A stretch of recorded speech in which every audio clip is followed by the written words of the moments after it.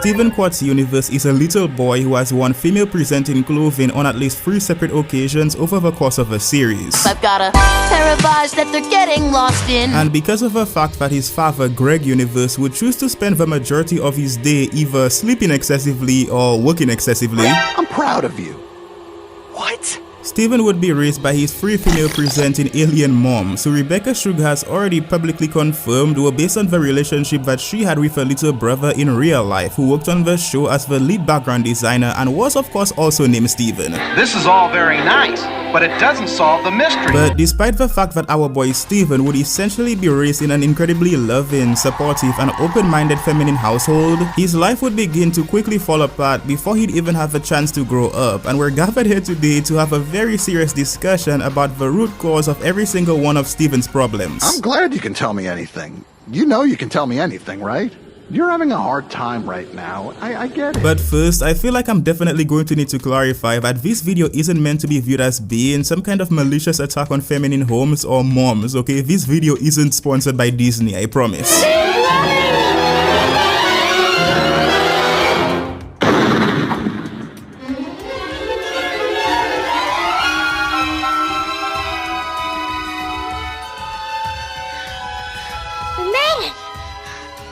We made it, Mother! Actually, to be completely transparent, as someone who was raised by a single mom and grew up in a house with my 6 sisters and 1 brother, I'm thinking that part of the reason for why I've always felt so connected with Stephen as a character is because of the fact that I basically was forced to grow up in an extremely similar environment to him. You know, minus the generational amounts of parental baggage and the giant alien space women trying to kill me.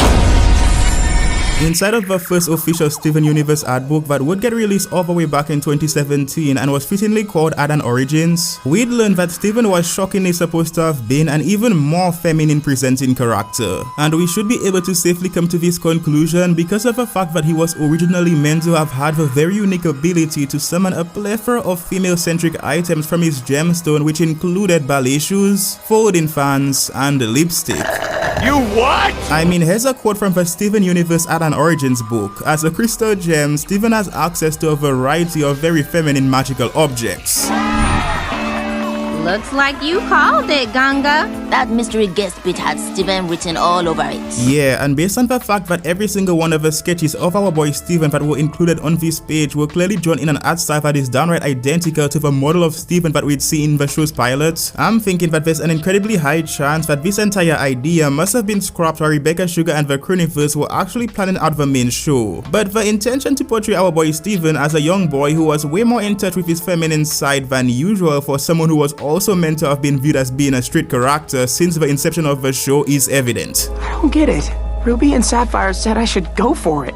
You can't trust love advice from those 2 hopeless romantics. Moving on, Steven Universe was actually said to have been a very storyboard-driven show, which means that the vast majority of the show's dialogue and even some of its most beloved arcs in many cases were just straight up written by the storyboard artists themselves. This page inside of the Steven Universe Art and Origins book, which is composed of a few quotes from Rebecca Sugar and Ian Jones Quarty, will honestly be able to explain this unique situation better than I ever could. One of my early goals was that I wanted everyone's personal experiences to have a home in this show. A lot of us are writing from a personal place we haven't seen on television that we would love to see. It's been really moving to see the receptions to a lot of these things that were honestly just parts of our childhoods. But at the end of the day, we are all still just making the show that we want to watch. And that's the most important thing, to tell the truth. In a world as diverse as ours, it follows that all types of people should be able to see authentic reflections of their own lives and experiences on screen, in all sorts of roles. However, the value and accuracy of these reflections hinge on equal representation in the front of and behind the camera, something that the Steven Universe team prides itself on, but only as a happy side effect.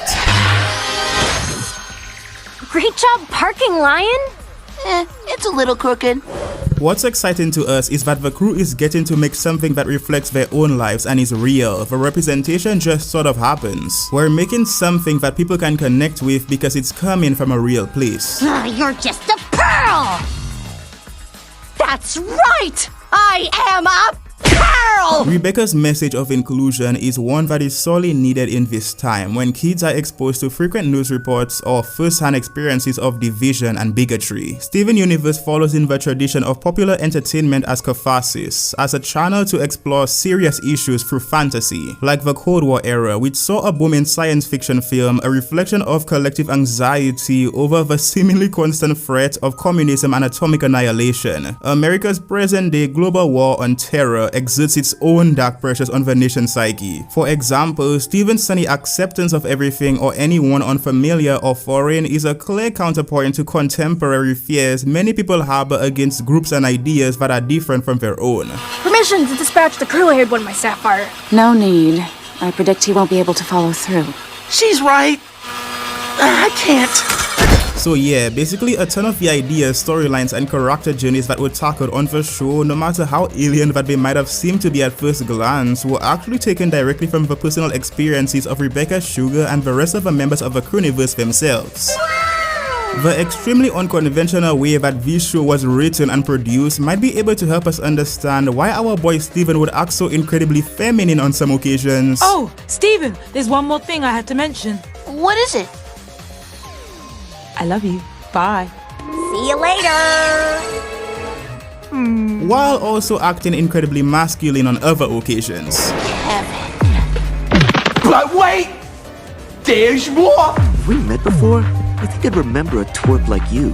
You do remember a twerp like me! And I'm not trying to imply that gender identity is static, but you can very clearly see the dramatic push and pull of Steven's gender identity happening on screen in real time as a direct result of which storyboard artist was working on the show at the time. He's out of line, but he's right. Underneath the surface of it all, Steven Quart's universe wasn't just another character on the show, because he was designed since the very beginning to have also been a medium for everyone in the Crewniverse to express themselves in whatever way that they saw fit. Now I'm going to be honest, while all of this is fairly wholesome and inspiring, Steven was still the protagonist of the show, and as a result of this unavoidable fact, the experiences that the writers chose to put him through as a way to cope with their own personal childhood traumas basically only managed to back all of them into a corner. Several corners actually. Let's run into this corner. Oh no, we're cornered. Alright, so I'm almost 100% sure that Greg Universe wasn't planned out to have been viewed as being an absent father or even a bad person in certain cases, but that is exactly the box that he'd be forced into by the end of the main show. I could have done all that stuff. My problem isn't that I'm a gem.